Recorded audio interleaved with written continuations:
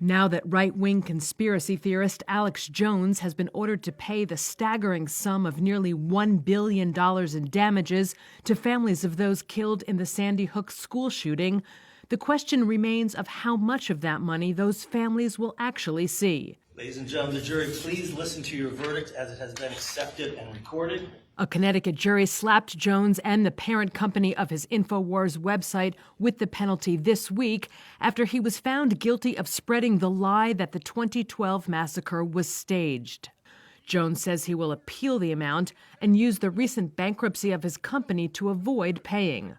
But Reuters correspondent Jack Queen, who's been covering the case, says bankruptcy protection will only go so far. The plaintiffs will likely be able to continue to pursue these judgments after the bankruptcy because they involved intentional infliction of harm.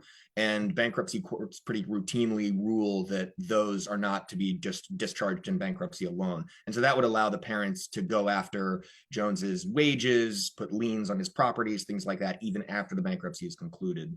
Jones could also ask a judge or appeals court to reduce the verdict on the grounds that it is excessive.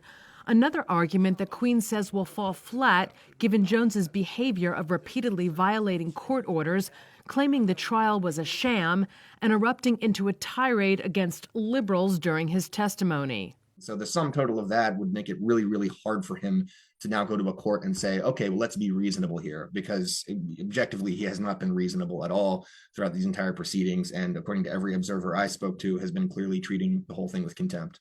InfoWars' finances are not public, but according to trial testimony, the site brought in revenue of at least $165 million between 2016 and 2018. One economist estimated that Jones is personally worth between $135 million and $270 million. But while it's unclear whether Jones or any of his companies even have $1 billion to pay, attorneys for the families remain undaunted. And while it's going to take a lot of work, these families are very confident that they're going to get every cent that they can, and it will be a substantial sum of money. His personal wealth and the assets of his media empire, all of it's on the table.